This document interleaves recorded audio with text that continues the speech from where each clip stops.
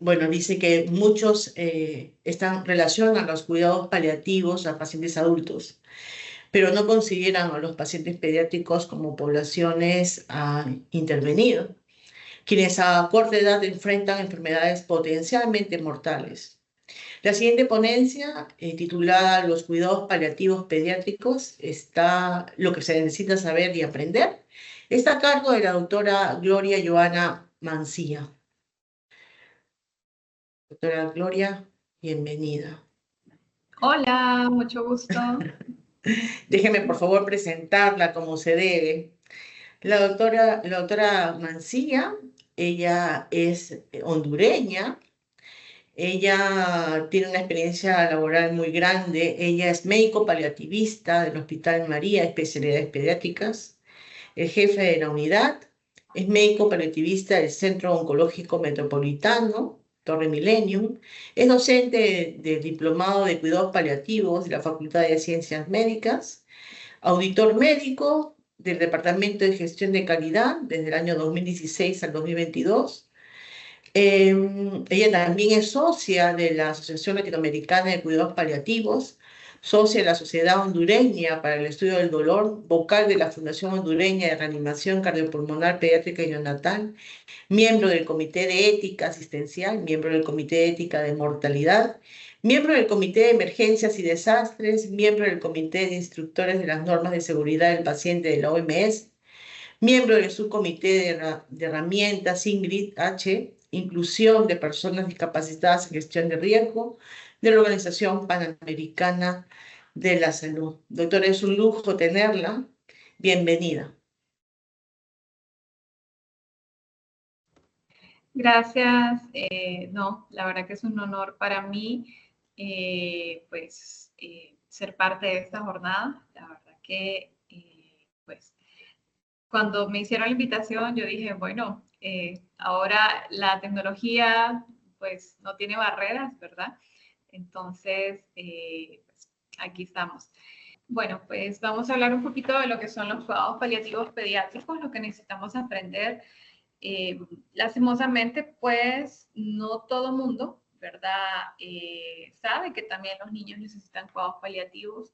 No en todos los hospitales hay una unidad de cuidados paliativos. Realmente aquí en el hospital donde yo trabajo es una pues, bendición, poder así llamarlo, ¿verdad? De que se me ha dado la oportunidad de poder aperturar una unidad de cuidados paliativos pediátricos.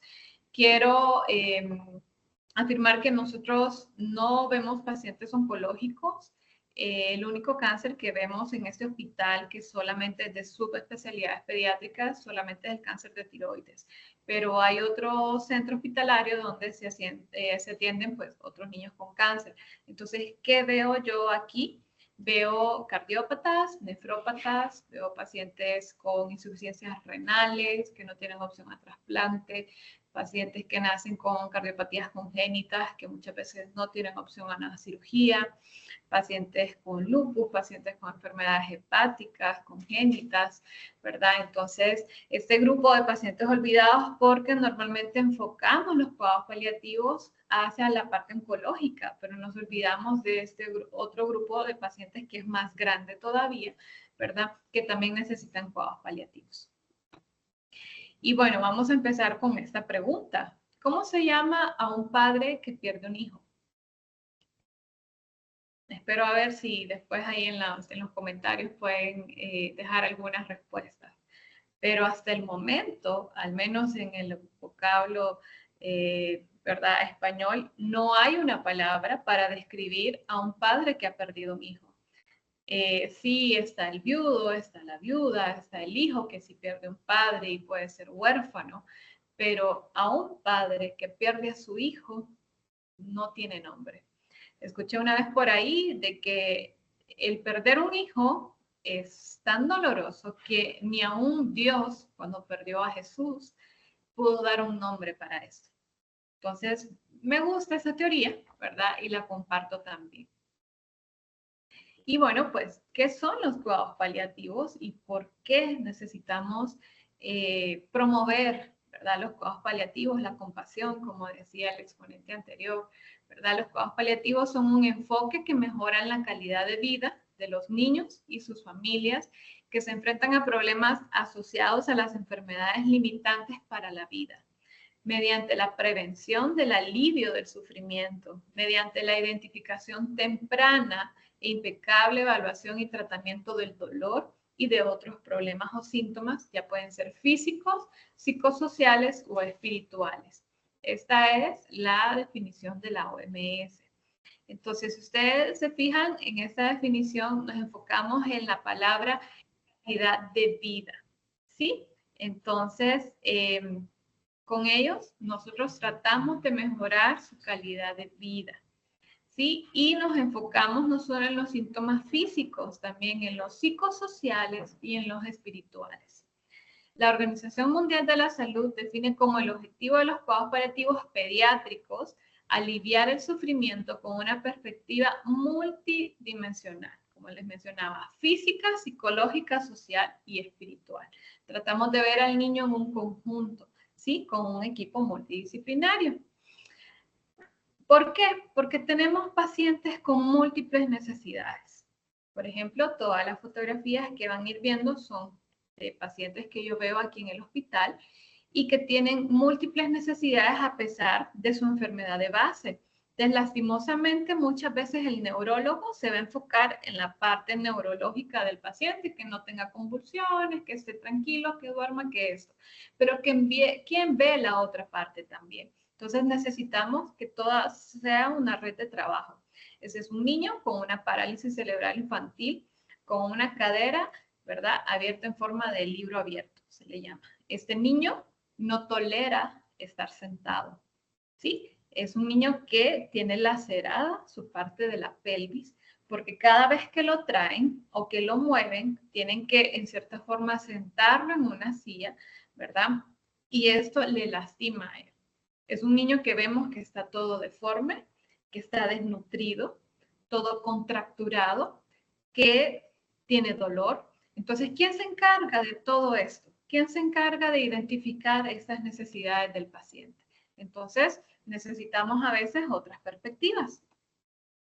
Según la Asociación Americana de Pediatría, recomienda la inclusión de los cuidados paliativos en el mismo momento del diagnóstico de la enfermedad, en un modelo integral en conjunto con los tratamientos curativos y continúan a lo largo de su curso, ya sea que el niño fallezca o que sobreviva.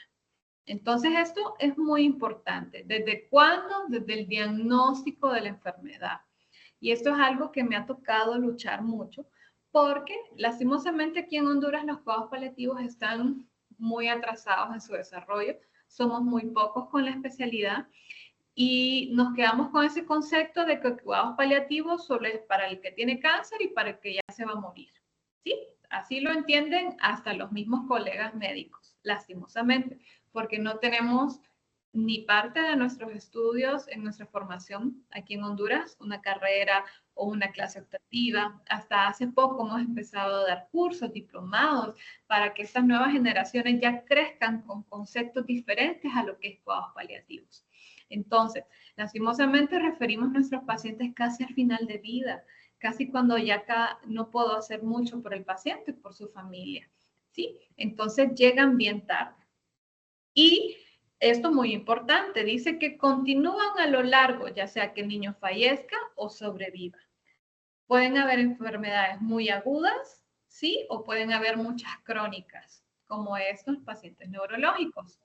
Y para darles un contexto de aquí de Honduras, según la Organización Panamericana de la Salud, en Honduras, la muerte infantil, las principales causas son neumonías, malformaciones congénitas, la desnutrición y la diarrea en niños de 1 a 4 años. ¿Y cuál sale ahí? Malformaciones congénitas. Y esto no es cáncer. Entonces, si se fijan, aquí no mencionan en ningún momento la palabra cáncer. Entonces, tenemos que atender también a estos pacientes porque son los que más mueren. Ahora tenemos aquí un paciente con una cardiopatía congénita cianótica. Son pacientes de que se les puede dar una oportunidad de vida, A veces pueden tener cirugías paliativas, no del todo correctivas, y otras veces lastimosamente no pueden tener ningún tipo de cirugía, porque el riesgo de fallecer en la cirugía es más grande que el niño crezca con esta cardiopatía y que fallezca en el momento en que pues la vida así lo decida. Entonces tenemos estos niños con una malformación congénita, ¿sí? Que los cuales son los que se nos están muriendo. La mayoría de los pediatras no atienden a niños en situaciones terminales. Sin embargo, el pediatra se enfrenta con enfermedades crónicas o de pronóstico letal, que desde el mismo momento del diagnóstico llevan aparejadas un pronóstico vital acordado. Entonces, el pediatra de cabecera cumple una función importante de ayuda a la familia, ¿sí? Para buscar una posibilidad de curación. Pero como no recibimos formación a lo largo de nuestros estudios, ¿verdad? En sus residencias, no saben cómo afrontar la muerte de sus pacientes. El pediatra está enfocado en curar a su niño, en que salga bien, en que pues salga lo más sano posible, pero cuando toca este tipo de situaciones no saben cómo reaccionar, no saben cómo dar una mala noticia o muchas veces caen en ensañamiento terapéutico. Esto es muy común verlo en las unidades de cuidados intensivos, por ejemplo. ¿Sí? Que ellos buscan, ¿por qué? Porque no es fácil ver un niño morir, porque no estamos acostumbrados a que un niño muera, porque no es la ley natural de la vida, ¿sí? Todo el mundo dice, es normal que los hijos entierren a los padres, pero no los padres a los hijos. Entonces, la muerte se ha vuelto un tabú desde el punto de vista cultural, pero también desde el punto de vista científico. No estamos entrenados para enfrentar ese tipo de situaciones. Aquí, pues, hay que trabajar en conjunto con todas las especialidades, ¿verdad? Podemos trabajar con el pediatra, con pacientitos que tienen diferentes tipos de necesidades. También es necesario hacer reuniones multidisciplinarias. Por ejemplo, en esa fotografía está el servicio de gastroenterología, está pediatría, inmunología, cirugía pediátrica, estaba cuidados paliativos. ¿Por qué? Porque teníamos un caso difícil de abordar, pero que necesitamos saber todas las perspectivas, cómo darle la mejor calidad de vida a este paciente. ¿Era curable? ¿No era curable? Y muchas veces es necesario asistir a un comité de ética, porque pues a veces no hay cómo llegar a un consenso. Entonces, pueden existir estos dilemas éticos, ¿verdad? En los cuales pues es necesario acudir con un comité de ética, pero siempre el trabajo debe ser en conjunto, ¿sí? La mayor parte de los niños que fallecen en el mundo no lo hacen por cáncer. En pediatría, la mayor parte de los pacientes que se atienden en unidades de cuidados paliativos no son pacientes oncológicos, como se los he venido mencionando. Solo un 12 a un 15% fallecen por cáncer y el 75% fallecen de otras enfermedades, ¿verdad? Como las enfermedades congénitas. Aquí tenemos unos casos, ¿verdad? Por ejemplo, el niño que ven parado es un síndrome de Alagille, ¿verdad? Una enfermedad pues también muy rara, no muy común, que su hermanito tenía también otra enfermedad, ¿verdad? Una atresia de vías biliares. En Honduras no tenemos trasplante de hígado, ¿verdad? Es muy costoso ir a otros países, entonces el pronóstico de ese paciente fue muy malo, ¿verdad? Luego, perdón.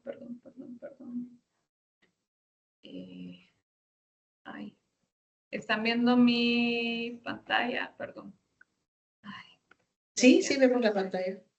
A ver. Se salió, ahora sí, aquí, ahora. Ok, ahí estoy. Entonces, este niño lastimosamente falleció, ¿verdad? Sí, incluso lo pueden ver ahí, el niño era trigueñito, pero se ve amarillo, histérico, ¿verdad? Una mamá que tenía que lidiar con su hijo gravemente enfermo y con su otro hijo que también tenía un déficit neurológico. Entonces, cada vez que internábamos a uno de ellos, su mamá no hallaba qué hacer con quién dejar el otro hijo. Entonces, realmente viven situaciones bien estresantes, bien difíciles.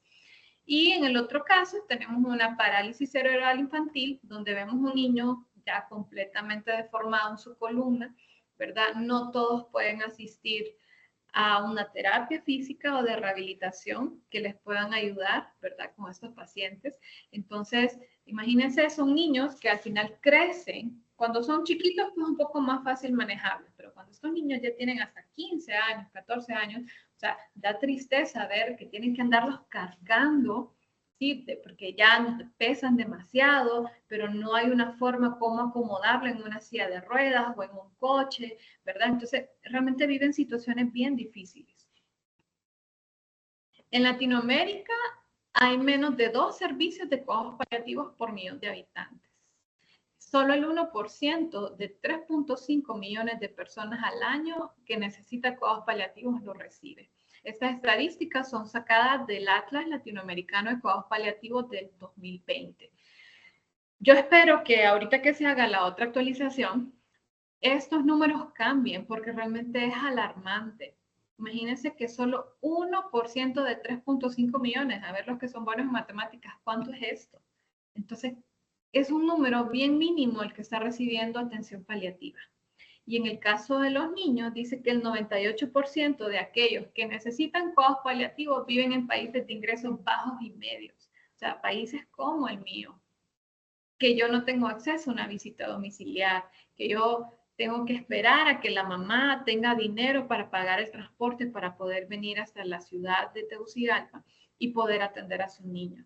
Entonces nos enfrentamos a situaciones sociológicas, económicas, culturales, ¿verdad? Y tenemos que tratar de, pues, ser pacientes y comprensivos también con esto. Pues comentarles que este es el primer servicio de cuidados paliativos pediátricos en el país, ¿verdad? No tengo un equipo como tal solo para la unidad de paliativos, pero sí cuento con el apoyo y hemos tratado de engranarnos como un equipo, ¿verdad? Con psicología, con trabajo social, con atención al paciente, aún con la parte legal, con rehabilitación y con todo aquel que pueda estar que debe estar involucrado en el caso del paciente. Entonces yo le digo, pues estamos juntos, pero no revueltos. Sin embargo, hemos podido ir abriendo un camino, ¿verdad? Aquí en ese hospital, en el país prácticamente, ¿verdad? Y pues hemos tratado de hacer actividades, por ejemplo, el año pasado que fue, celebramos el Día Mundial de los Hospicios, los cuidados paliativos, que es ahorita en octubre, ¿verdad? Hacer jornadas para ir enseñando a las personas, para ir enseñando al mismo personal qué son los cuidados paliativos, cuándo derivar los cuidados paliativos. Y yo les digo, a veces parece que me van a escuchar como repetidora, pero hasta que por fin entiendan para qué y para quiénes y cuándo son los cuidados paliativos, ¿verdad? Vamos a tener que seguir trabajando en la parte de educación. Y como les mencionaba, no trabajo sola. El equipo debería ser el médico o enfermera, un psicólogo, un agente espiritual y en la parte social, ¿verdad? También un trabajador social. En otros hospitales más grandes, donde sí se tiene un equipo solamente para el departamento, porque ya son departamentos de cuidados paliativos, entonces están conformados con un psicólogo propio solo para estos pacientes, un agente espiritual que se encarga según la necesidad o la religión que profese el paciente. ¿Sí? Entonces, idealmente así deberíamos de trabajar. Y bueno, tenemos clasificaciones, ¿verdad?, de los cuidados paliativos para nuestros niños, ¿sí? Donde nosotros podemos identificar las necesidades en la infancia y en la adolescencia. Entonces, a veces me dicen los colegas, pero ¿y qué pasa si el niño se cura? Pues, súper bien. Y para eso también hay una clasificación. Por ejemplo, tengo el grupo 1, que son situaciones que amenazan la vida del paciente, para las cuales puede haber un tratamiento curativo, pero también este puede fracasar. Pueden ser situaciones amenazantes para la vida de forma aguda en un paciente previamente sano. También tenemos dos situaciones. Entonces, ¿qué ejemplos nos dan aquí? El cáncer, más que todo las leucemias, muchos pacientes, ¿verdad?, que se les diagnostica leucemia en edad temprana, por lo general tienen una buena tasa de curación. Entonces, pero en el camino no somos dioses, no sabes qué puede pasar. Entonces, tener el apoyo de cuidado paliativo desde un inicio para el acompañamiento y que bueno, si este paciente se cura, se sana, entonces paliativo solo hace un trabajo de acompañamiento, ¿verdad? Pacientes con cardiopatías, ¿verdad? Congénitas, pero que tienen una opción quirúrgica. Pacientes, pues, que pueden tener enfermedades hepáticas o renales y que necesitan un trasplante, por ejemplo. Que el trasplante tampoco es la cura al 100%, pero realmente les cambia su vida en un 100%. Entonces, el grupo 1, para aquellas situaciones que amenazan la vida, ¿sí? Estos son más agudos, estos no son crónicos, estos son más agudos y que pueden curarse. Luego tengo el grupo 2, que son enfermedades que requieren, ¿verdad?, largos periodos de tratamiento intensivos dirigidos a prolongar la vida y que permiten actividades normales, pero donde todavía es posible la muerte prematura. ¿Ok? Entonces, ¿qué pasa acá? Por ejemplo, los pacientes con fibrosis quística, los pacientes con distrofia muscular de Duchenne o alguna atrofia muscular espinal. Son pacientes que pueden, ¿verdad?, vivir mucho tiempo, que tienen ciertos periodos como la distrofia muscular, ¿verdad?, que llega un tiempo en que el niño todavía camina, come por sí solo, hace cosas por sí solo, ¿verdad? Tienden a prolongar esa vida, ¿sí? Pero sabemos que la muerte prematura en estos niños está, ¿verdad? Que incluso el pronóstico se acorta un poco más. Entonces, ese es el grupo 2. Luego tenemos el grupo 3, que estos sí son más crónicos. Son enfermedades progresivas sin opción curativa, donde el tratamiento paliativo desde el diagnóstico y puede durar meses o incluso años, dice. ¿Sí? Entonces, si se fijan, es progresiva. Esta avanza, avanza, avanza, avanza y pueden durar meses o años, como por ejemplo trastornos metabólicos graves o mucopolisacaridosis. Son pacientes que la enfermedad y tienen muchas recaídas y tienen muchos ingresos y se van deteriorando cada vez más, cada vez más. En cambio, el grupo 4 son situaciones irreversibles que no progresan. O sea, el daño ya está y ahí ya quedó. Con grave discapacidad que conllevan a una extrema vulnerabilidad de padecer complicaciones de la salud. ¿Sí? Entonces, son condiciones amenazantes o limitantes. ¿Y qué ejemplo tenemos ahí? El más claro, las parálisis cerebrales infantiles. Pacientes, por ejemplo, con microcefalias. Esos niños son súper crónicos, estos pueden vivir muchos años, incluso llegar a la adultez, ¿sí? Pero el daño neurológico en ellos ya está, ¿sí? Ellos van teniendo complicaciones secundarias a su patología base, pero su patología de base ya no avanza. Ahí ya dañó el cerebro y ellos crecen y prácticamente crecen, pero siguen siendo como unos niños, ¿verdad? Lastimosamente la gente dice, ah, quedó como vegetal, ¿verdad? Que realmente es un término bien despectivo. Pero si ven, aquí tratamos de englobar todas las patologías, ¿verdad? Según su tiempo, ¿verdad?, de evolución, según su probabilidad de supervivencia o no. ¿Sí? También tenemos, ¿verdad?, más, aquí podemos ver algunos ejemplos. Por ejemplo, en el grupo 1, aquella enfermedad grave, pero que se puede curar. Aquí tenemos un bebito con una enfermedad cardiópata que sí tuvo su corrección, que tuvo que salir con traqueostomía, ¿verdad? Y todo esto, pero es un niño que actualmente ya se le quitó su traqueostomía, es un niño que ya tuvo su corrección de corazón y que ahora puede tener una vida casi normal, por así decirlo. ¿Sí? Entonces, ¿teníamos el riesgo que se nos muriera? Claro que sí estaba. Gracias a Dios, pues pudo salir, ¿verdad? Luego tenemos el grupo 2. Aquí tengo uno de mis chicos con distrofia muscular de Duchenne. Como lo ven, ahí todavía se para, todavía se mueve, camina el solo, come el solo y hace muchas cosas, ¿verdad? Camina con dificultad, pero camina. Hay debilidad en sus brazos, ¿verdad? Pues no puede hacer ejercicios de fuerza, pero es un niño que puede vivir muchos años, ¿verdad? Y que pues el único tratamiento paliativo son los esteroides para evitar que la enfermedad avance. Luego el grupo 3 son enfermedades progresivas, como les comentaba, ¿sí? Que estas avanzan, avanzan, avanzan y que realmente el pronóstico puede ser de meses o incluso años. Aquí tenemos un niño con un xeroderma pigmentoso. Sabemos de que pues prácticamente estos niños, si no se cuidan del sol, hacen cáncer y cada vez que vienen con una úlcera más, vienen con un tumor más y que lo que hacen es quitarle ese tumor, pero realmente no tienen una curación realmente. Y avanza tanto que el cáncer puede avanzar hasta pues cerebro, ojos, etc. Y estos niños sufren mucho, ¿verdad? Sus mamás también sufren mucho de ver estos tumores en la cara o en otras partes del cuerpo.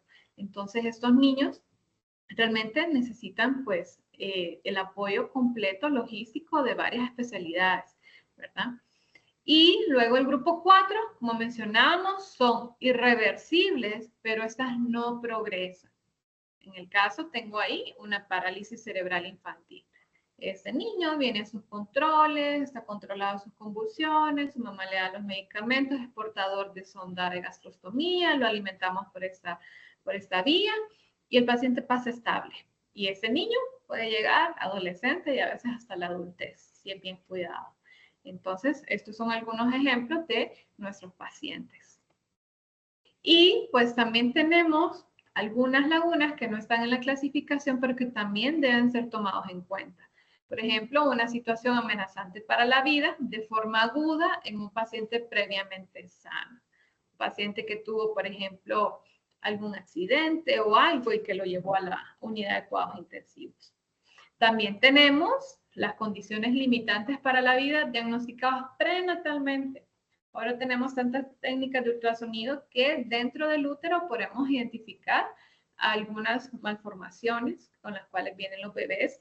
En algunos países sí está autorizado el aborto terapéutico, en otros no. Y pues desde antes ya se sabe que ese paciente viene con una condición que probablemente no va a ser viable.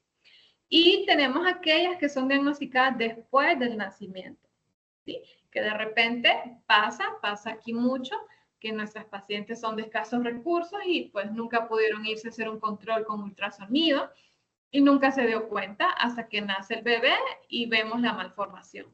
O a veces no es tan evidente, ¿verdad? Pero hasta que después que nace no sabemos cuál puede ser el pronóstico con estos pacientes.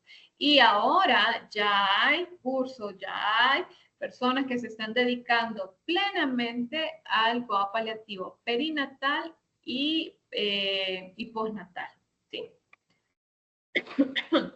¿Dónde nosotros podemos dar los cuidados paliativos? Puede ser en una unidad de cuidados paliativos, en un hospicio, en atención domiciliaria o equipos de apoyo domiciliarios. En Honduras, nosotros pues solamente tenemos la unidad de cuidados paliativos, ¿verdad? Como hospital. A nivel público no tenemos visita domiciliar, a nivel privado sí la tenemos. Lastimosamente no contamos con un hospicio, ¿verdad? Que sí es muy necesario y ojalá en un futuro se nos pueda dar. Y como les mencionaba, ¿cuándo vamos a derivar al paciente? Desde el diagnóstico. No vamos a esperar. La gráfica de arriba dice la literatura, pero realmente es lo que sigue pasando. Que le damos el tratamiento, hacemos el diagnóstico, pero hasta que ya vemos que va fallando, hoy sí llamamos a paliativos para que nos ayude con el paciente. ¿Sí? En cambio, no debe ser así. Debe ser desde el diagnóstico, vamos en un acompañamiento. Si el paciente va mejorando o no, pues ahí vamos, ¿sí? Hasta que llega un punto en que de repente paliativos toma más protagonismo en la evolución del paciente.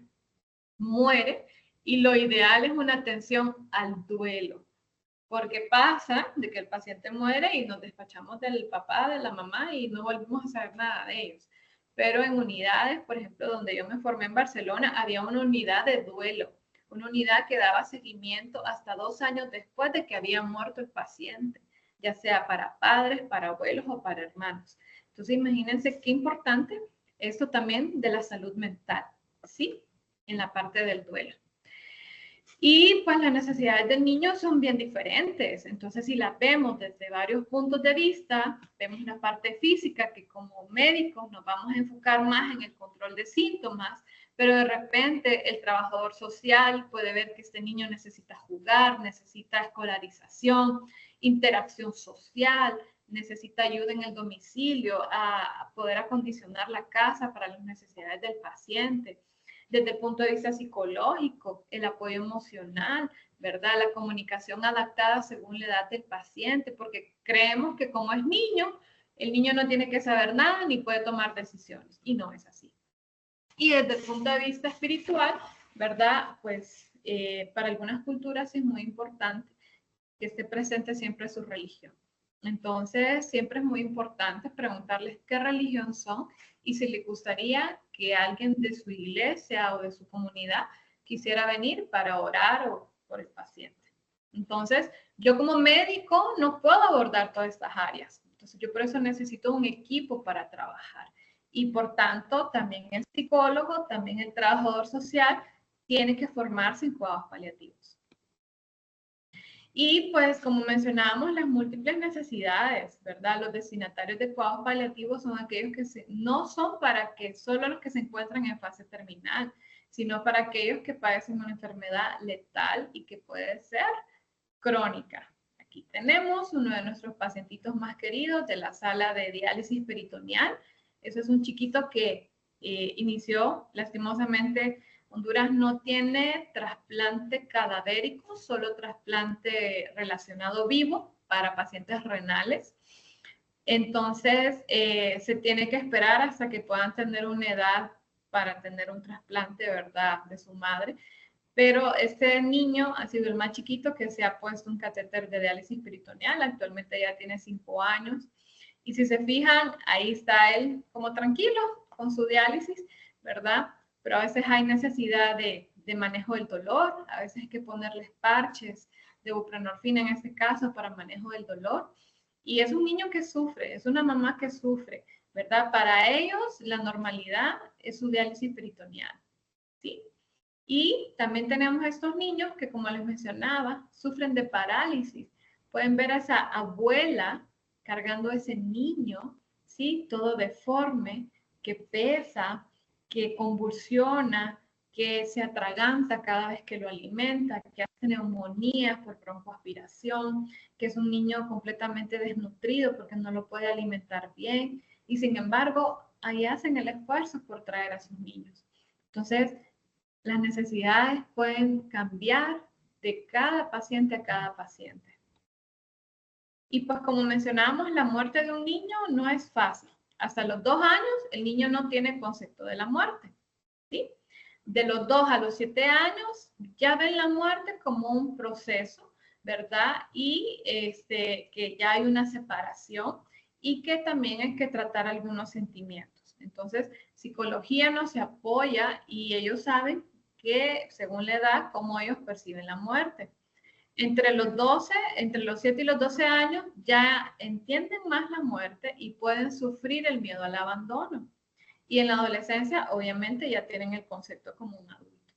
Entonces, hablar con los niños acerca de la muerte es una de las situaciones más difíciles. Se han hecho libros, se han hecho películas, como para, en cierta forma, tocar este tema tan difícil. No es fácil decirle a un niño, te vas a morir o te puedes morir. Yo cuando hablo con las mamás de los niños, por ejemplo, con distrofia muscular, y yo les digo, mamá, hay que prepararnos porque él ya no está caminando, probablemente va a necesitar silla de ruedas. No crean, ellos escuchan. Y eso también les causa ansiedad, les causa estrés, les causa tristeza, porque no pueden jugar y no pueden hacer otras actividades como otros niños lo hacen. Entonces, es bien difícil tocar estos temas con nuestros pacientes y aún con la familia. Y pues podemos ver aquí algunos ejemplos que hemos tenido de cuando hemos ya, sabemos que el paciente ya está al final de vida y la familia solicita, en este caso, la presencia de un sacerdote para poder dar la unción de los enfermos, ¿verdad? O una oración ya al final de vida. Tuve otro caso donde los papás querían que su bebé fuera bautizada. Sí, en ese caso incluso me tocó de madrina. Entonces, hay que respetar también la espiritualidad. Esto también es parte de las necesidades de la familia, ¿sí? Y pues no todo ha sido bonito. Nos ha tocado casos difíciles, ¿verdad? Donde hemos tenido pacientes en general nefrópatas, ¿verdad? Que se dice no más diálisis, no más hemodiálisis, no hay opción a un trasplante renal y pues toca morir aquí en el hospital. Entonces toda la comunidad se une, todas las mamás de diálisis se unen y pues teníamos en este caso el cuarto de una niña donde prácticamente estábamos esperando que la niña falleciera, ¿verdad? Pero pues todos le estaban mostrando su amor. Este funeral, que realmente hasta parecía un cumpleaños, ¿verdad? De tan bonito que le decoraron, ¿verdad? Pero era algo que representaba la música, para él representaba todo, y podemos ver unas notas musicales por ahí, y fue despedido con música y con sus canciones favoritas. Y pues aún también nos toca hacerlo en nuestra sala de morgue también, ¿verdad? Estos niños que en especial nos pasa con los nefrópatas, porque como pasan mucho tiempo aquí en su diálisis o hemodiálisis, entonces todo el mundo los conoce, todo el mundo interactúa con ellos, con los papás, y realmente cuando tenemos esta pérdida, no solo la familia sufre, sino también todo el personal sufre. Entonces pueden ver qué bonito pudieron decorar ahí para una de nuestras pacientitas que lastimosamente falleció y sin una opción de trasplante. Pues nos toca también estos momentos difíciles, ¿verdad? La muerte nunca es fácil enfrentar. La muerte de un niño no es fácil. Nunca hay una edad adecuada, créanme. Nunca, nunca. Hay gente que dice, no, cuando soy anciano, cuando ya sea adulto, pero si usted le pregunta a un adulto, el adulto tampoco se quiere morir. Entonces a veces nos toca preparar a los bebés. Dejamos que sus mamás, sus abuelas los arreglen, los pongan en su cajita, ¿verdad? Y que puedan tener esta despedida, ¿verdad? Para esos momentos tan difíciles. A veces dejamos algún recuerdo con algunas huellitas, ¿verdad? Para que ellos puedan tener ese recuerdo de sus bebés, que muchas veces ni siquiera una fotografía pueden tener de ellos. Y pues, ¿cuál es el mayor problema? Que los médicos no recibimos formación a lo largo de nuestros estudios, ni en nuestro pregrado, ni en nuestro posgrado, ni nada. Entonces no sabemos cómo afrontar la muerte. Por ello, es necesario que incluyamos programas de formación de residentes de pediatría, ¿verdad? La adquisición de conocimientos respecto a enfermedades de pronóstico letal, cuidados paliativos, control de síntomas, procedimientos de decisión en ética clínica y habilidades en la comunicación con los pacientes y la familia.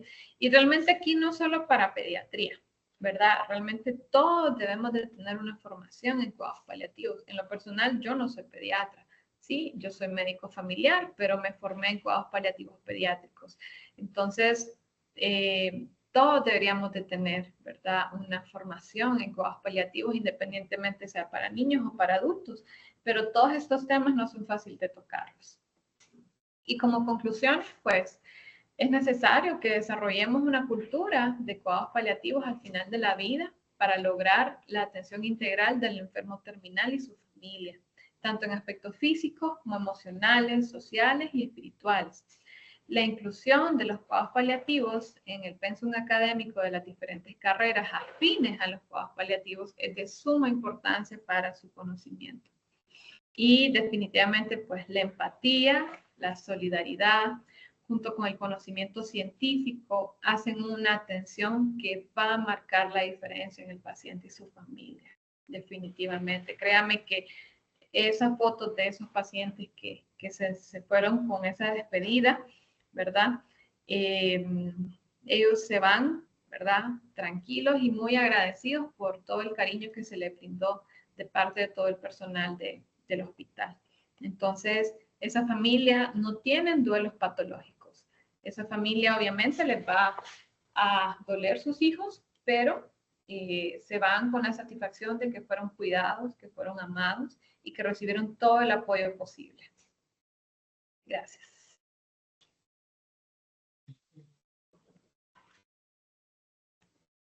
Muchísimas gracias, doctora. Hay preguntas, pero la primera que se me va a la mente es, para poder crear estas unidades de paliativos, ¿cuáles han sido los tabús o mitos que han tenido que romper para que se vaya creando? Teniendo en cuenta de que, como bien indicó, no ha sido puesto durante nuestras capacitaciones, ¿no? No solamente en las universidades, en especialidades. Sí, pues realmente esto, de que los cuidados paliativos no solo es para el que ya se va a morir, que los cuidados paliativos no solo es para el paciente oncológico, porque no hay pacientes oncológicos, que el cuidado paliativo no solo es, ¿verdad?, al final de vida, sí, sino que empezar, y esto pues me ha costado mucho y ha sido, he buscado estrategias por medio de sesiones clínicas, congresos, charlas, pero también me ha tocado, me dijo mi maestro cuando le dije que iba a iniciar con ese proyecto, me dijo, te va a tocar como los que andan predicando de casa en casa. Y literalmente ha sido así. He ido servicio a servicio, acercándome, platicando con los colegas, diciéndoles, mira, mándame tus pacientes, podamos verlos desde la consulta, así cuando estos niños ya entran a la hospitalización, ya los conozco, las mamás ya me conocen y saben que tienen todo el apoyo. Pues no ha sido fácil, igual la apertura del servicio fue en etapas, ¿verdad? No fue así como, ya véngase, no, ¿verdad? Primero iniciamos solo con los pacientes en las salas, como un servicio interconsultante. Ahora tenemos la consulta y esto nos ha permitido crecer mucho más. Entonces, ha sido pues de a poco, ¿verdad? Pero los principales tabús son esos, ¿verdad? La falta de educación en los propios colegas.